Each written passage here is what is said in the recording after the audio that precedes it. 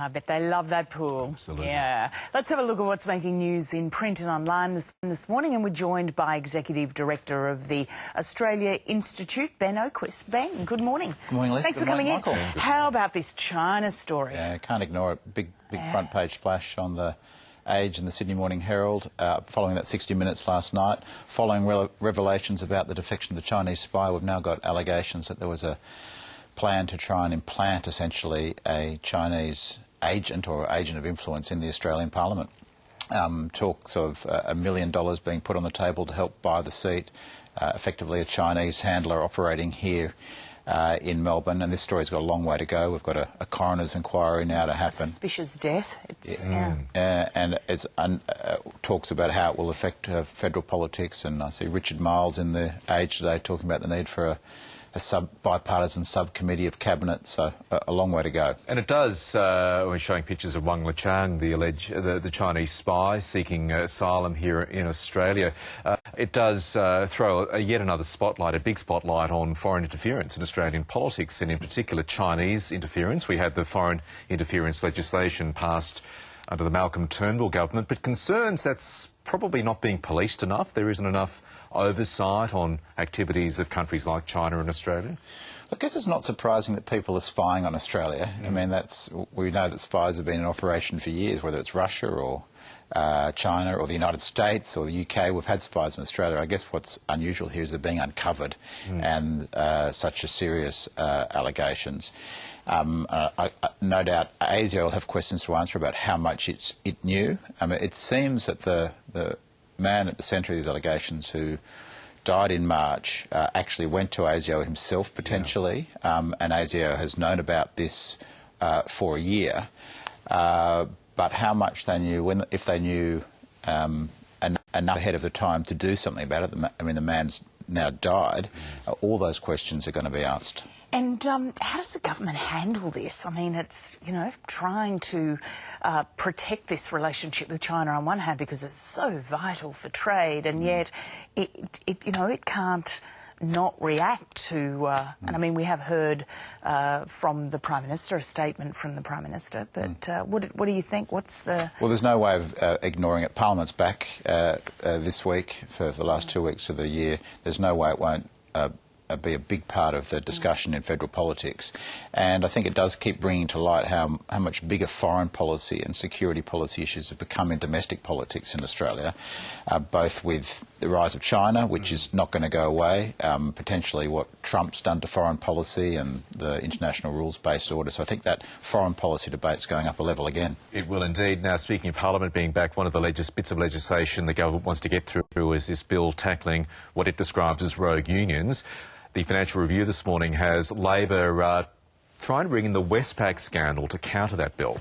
Well, if it wasn't for the China scandal, the Westpac scandal would be completely dominating the news. It is the other big story. It's on the front page of the Financial Review about what the continuing fallout of Westpac's going to be. And one of the fallouts is it's now infecting a parliamentary debate that's on this week with the Ensuring Integrity Bill.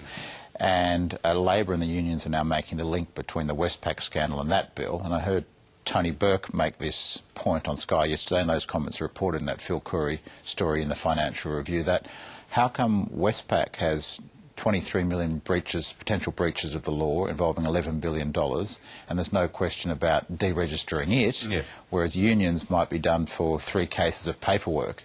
So I think we've got a whole new kind of lens over this debate that's happening in Parliament this week, and the government's trying to get those Senate crossbench numbers. Yes, I was going to say, where's Jackie Lambie on this now? Have we... Oh, she's yet to publicly state a position, as far as I know. Yeah. Well, the government's been negotiating with Centre Alliance, with One Nation, with Jackie Lambie.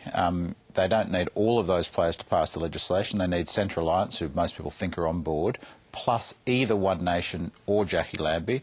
One Nation's quoted in that paper as saying they've got some amendments, but they're still looking at it, and no final word from Jackie Lambie either. And staying on the Westpac scandal, on page 1 of the Financial Review, it looks at the short-term futures of both the Chief Executive, Brian Hartzer, and the long-running Chairman, Lindsay Maxted. Lots of business commentators over the weekend really struggling to understand why both men are still in their jobs. Yeah, and the Treasurer on this channel yesterday on Insiders kind of opening up the idea that maybe not enough was being done. And I guess this comment from the Chairman this morning on the front page of the Fin, with the Treasurer, it all looks like we're heading towards a bit of a showdown and that people are thinking heads might have to roll. And interestingly, I don't know whether it was Adele Ferguson on the weekend who did the timeline of other scandals, you know, after AMP, after CBA, it was 10 days, 7 days, so count the days. Momentum builds, I think, as Josh Frydenberg said. And there's... you didn't have to be reading between the lines to know what he was saying. And the AGM's coming up, and Westpac's trying to avoid the two-strike rule being enforced where shareholders can speak up against the remuneration of their CEOs. So I think there'll be a lot more pressure in the lead-up to that AGM too in December. Let's go to the Australian. You've got Newspoll. Do we still look at Newspoll, Ben, in the same way that we used to? Well, this story is interesting for two reasons. One, we've got a Newspoll on the front page, and we don't. It's not dominating our headlines this morning in the usual way. It reports really not much change since the election at 51-49 to the Coalition, when the election was 51.5 to 48.5 at the federal election, and really the primary votes of both major parties are the same. The Greens are slightly up and One Nation slightly down. But what's more interesting about this story, I think, is that they're reflecting on that point, that we don't give the same attention because polls got such a bad rap during the federal election, and they've changed their methodology, Newspoll. They're now going completely online with their polling, no robocalls, no phone polls. It's all online. So how does that work? You get an email from Newspoll if you're selected? Yeah, well, the Australian Institute does some polling too, and you go to a panel provider and they have a group of people who answer polls. Newspoll will have the similar system, and then they weight them accordingly. And what the pollster's saying here is that really online is much more reliable now than phone polls and robocalls that are being screened and not answered by people very much. Busy people aren't answering the phone. Older people are answering robocalls. So, which skew the results. Exactly. So they're saying this will be produce more reliable polling. Hey, Ben, speaking of online matters, the story in the Courier Mail is suggesting that Australians do want tighter social media controls. Yeah, it's a story that's both in the Courier Mail and the NT News this morning. It comes out of a report from the Australia Institute's Centre for Responsible Technology, a new centre that we've launched to look at how to better deal with the rise of digital technology in all its aspects, and one of them is social media and social media regulation. And what this report finds is that the population wants something done about those ads that are appearing on social media during election campaigns. And really they're not regulated in the same way as TV ads are regulated. And what this poll shows that people want even more regulation than we have for traditional forms of TV advertising. There's no blackout control on social media ads, and what this says is that 3/4 of the population want kind of effectively truth in advertising for online ads, and 60% of people want online ads banned altogether during election campaigns. And I think that we're going to hear a lot more about this kind of debate. Well, going into 2020, absolutely, for the US. I mean, we're going to be talking so much about what's going online with campaigns. Ben Oquist, great to have you in. Thank you. Thank you. How'd you sleep last night, by the way? Very well, actually. Right. No, Got a top tip? Got a top tip for us? Go to bed early and turn off the mobile phone. Thanks. Good advice. Thank you, Ben.